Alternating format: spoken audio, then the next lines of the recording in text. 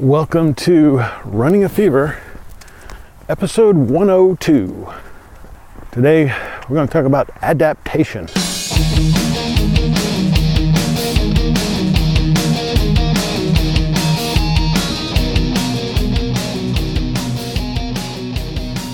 Adapt and survive. Adapt and thrive.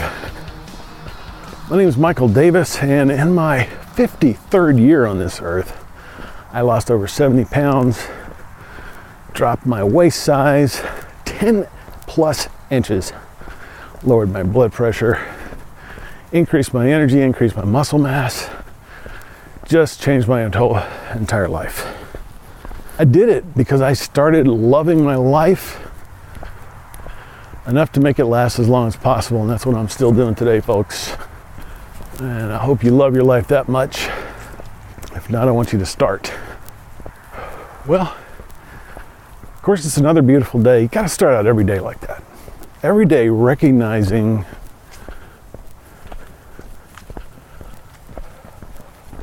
morning. The beauty of life. And I just saw two creatures run across the trail. I think it was two creatures, it looked like to me. It's still very dark. I got up at my usual time today, which is 4:45. Monday through Friday, my usual time. It is Saturday morning.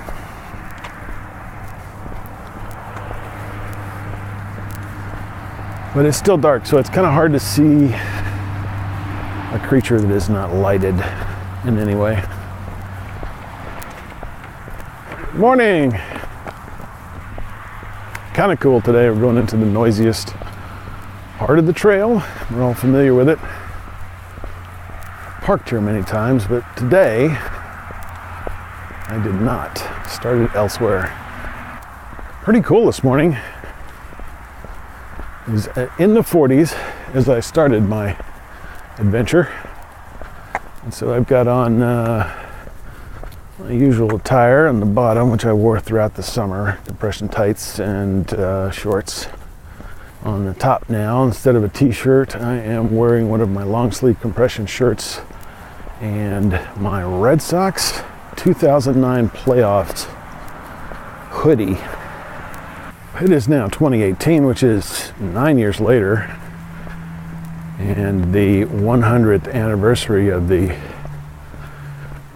1918 World Series, which the Boston Red Sox won. I'm trying to remember who they played in 1918. I think it was Chicago Cubs. In fact, I'm pretty sure it was, because there was in recent years a game played or series in Fenway Park. It was the first time that the Chicago Cubs had played there since 1918 World Series. The Red Sox are thankfully in the World Series. Fortunately, in the World Series this year, or not in the World Series, they're in the playoffs. They're starting the American League Championship Series against Houston tonight.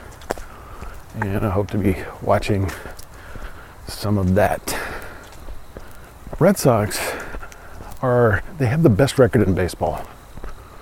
And they are taking an unconventional strategy. And they have adapted because this allows them to do things that, I mean, it's amazing. You'd think that after, I don't know, 150 years, that baseball would be pretty much settled in its strategy, at least, unless the rules change. Now, the rules do change, but this strategy is really more of a reaction. You usually see what's called the small ball strategy in teams that do not have big money, heavy hitting players. Because they have to. They have to get more bases on fewer big hits, right? So they have to steal bases. They have to make all the double plays. They have to do all these little fundamental things that really are just fundamental to baseball. And they also have to be aggressive. Just like if you have no money and you need money and you've got nothing to lose, you can be aggressive in the stock market as well. And in life, people who are not well established are more aggressive. They can afford to be more aggressive. They have less to lose. In this case, not the case. Red Sox had the best record in baseball. They just beat the Yankees 3 out of 4 games, I guess. It was a 5-game series and they won best of 5, but they took 4 games to do it.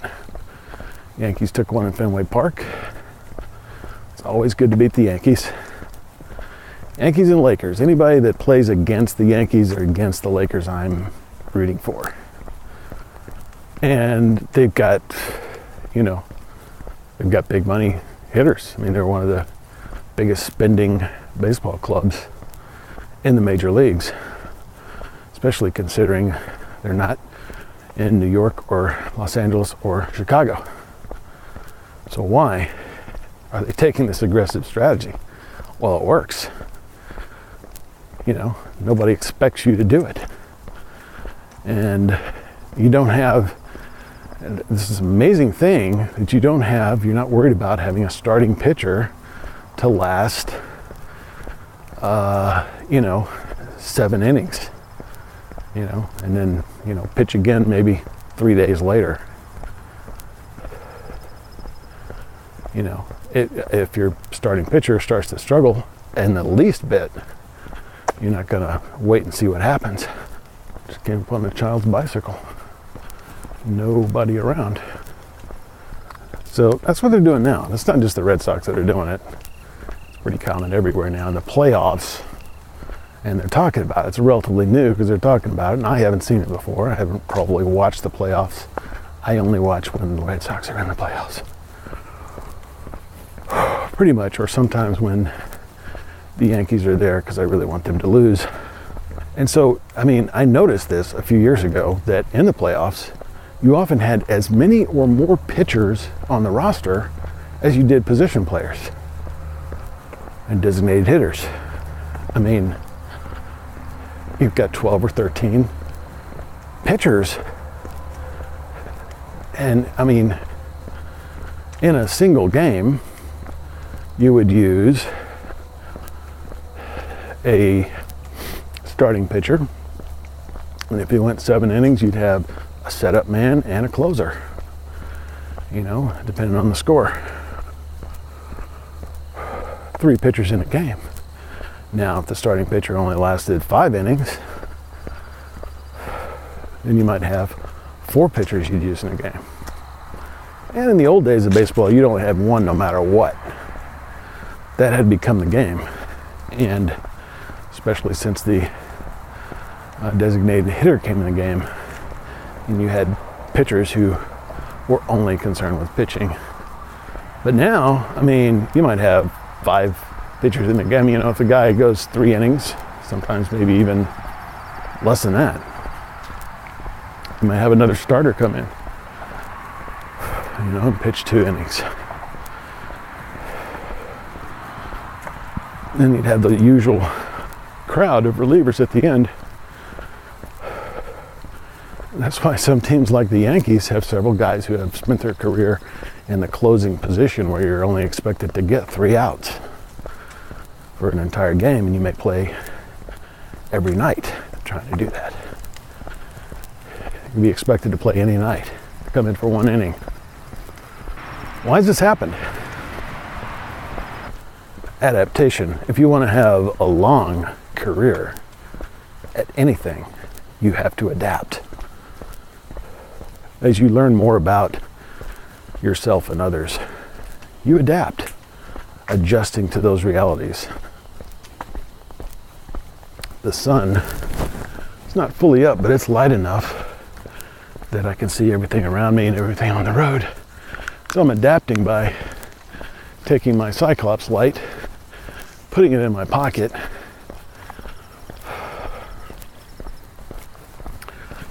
to save the battery and make my head a little more comfortable. Got my hood down because I'm warmed up and I've adapted to the warmed state of my body. This will allow me better cooling, more efficient operation of my physical plant. The Red Sox have adapted, and especially it's significant, especially to see a team that's so high powered to take this strategy. You would describe this attitude as scrappy if it were another team that maybe didn't have as much money, that maybe just didn't get lucky in the draft, or they weren't able to train and bring up the kind of players that they originally received, and they weren't able to buy the highest price, best players. But this isn't the Red Sox. They're acting like a scrappy team, and it's a season-long strategy. The manager is Alex Cora, who has played for the Red Sox. I remember seeing him when I was watching the Red Sox back in the, 15 years ago or so. I lived in Boston, or in the area, Massachusetts. He's taken this strategy for the entire season, and he came out with the best record in baseball. And you're playing teams that you're going to play, teams in your division, you're going to play 20 times a year, something like that. Red Sox play the Yankees 20 times a year. They're going to know all your moves. I mean, they're just going to know. But, if you have a big hitter that's been a big hitter for 10 years, like David Ortiz, whose number has now been retired for the Red Sox, and hit the most home runs of any Major League Baseball player in his final year. That guy's a known quantity. And if your manager has been playing him that way the whole time, you're going to know. How would you expect a strategy like you have now? But they've had 20 games to figure out that Alex Cora is using this strategy for the Boston Red Sox. Scrappy, aggressive, base stealing, pitcher switching strategy. Anything to win. And now it's come down to each individual game. You're not going to try to fix that player if he's a big hitter and he's got a bad wheel. It's not going to feel very good. You're going to take him out, put a new guy in. The other side switches pitchers after 3 innings from a right-hander to a left-hander. You're going to take out your left-handers and put your right-handers in. Aggressive, adaptive. You can only do this if you know your team very well. You know their stats, you know their strengths, you know their weaknesses. Adaptation has helped me in the past and other people that I know. And sometimes it's just radical. People don't expect this. Someone that I knew professionally, in a former profession that I had, a very wise man, in his 60s and very fit, played racquetball all the time. And I was talking to him about that because I used to play squash and I really loved the game until my right arm shoulder started giving me trouble. It was very painful to play squash. Well, his immediate response was, why don't you just try playing with your left hand? So simple. So simple. Why did I never think of that?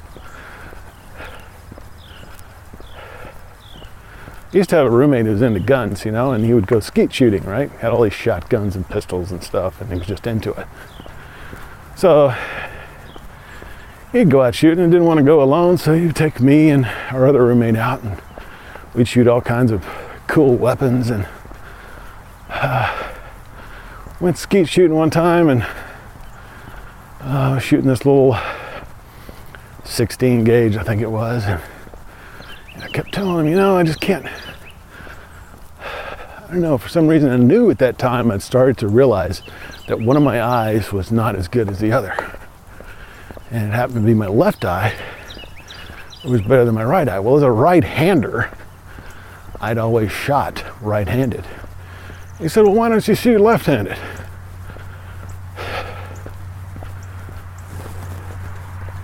Again, I'm just dumbfounded. Why didn't I think of this before? And I switched and put that shotgun on my left shoulder, and boy, didn't I shoot a lot better.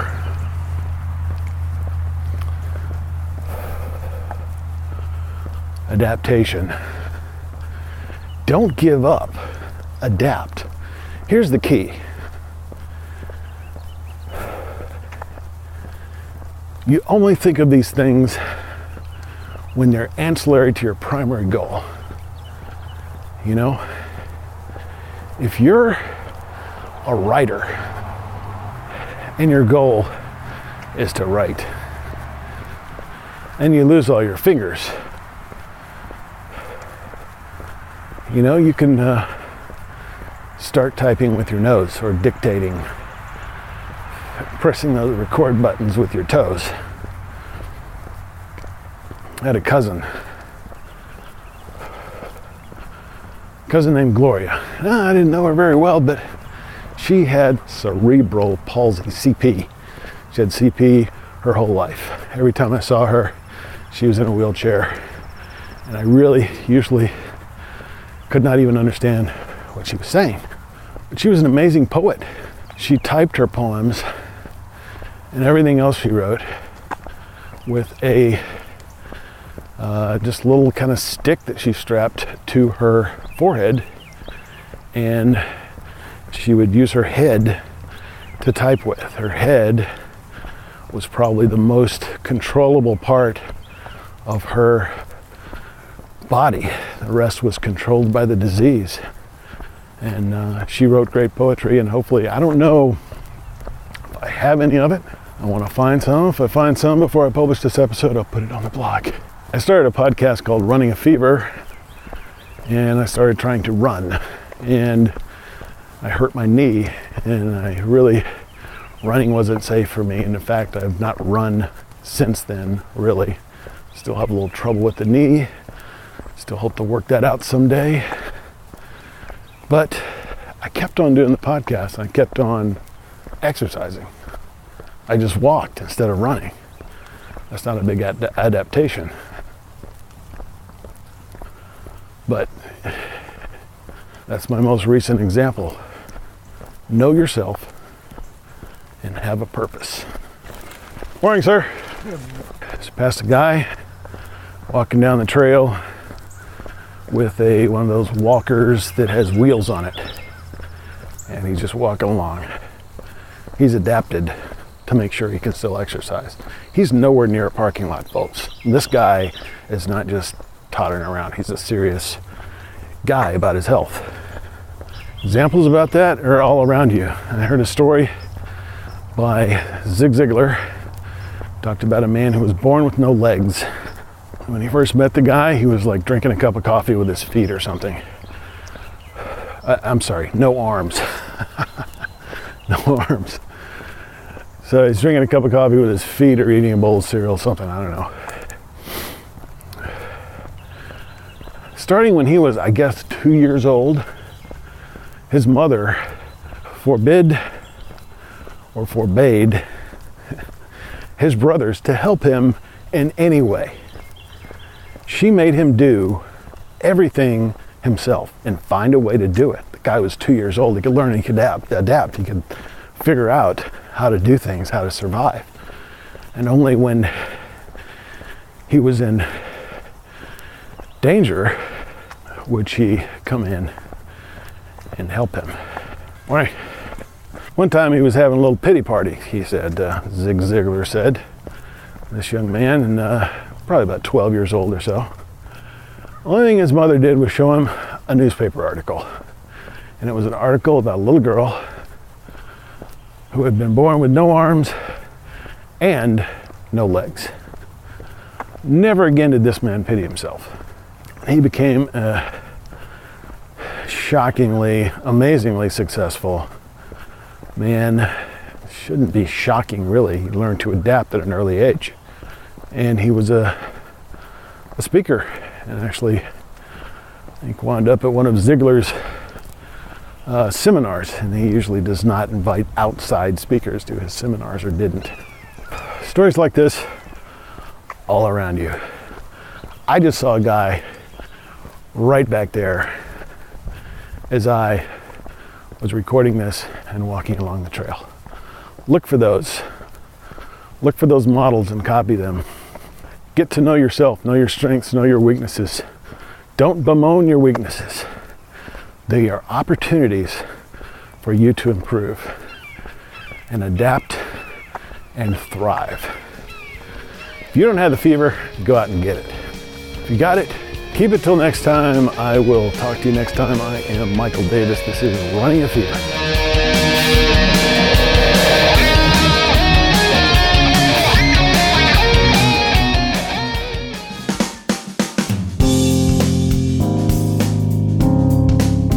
This is the Padua Podcast Network. PaduaMedia.com.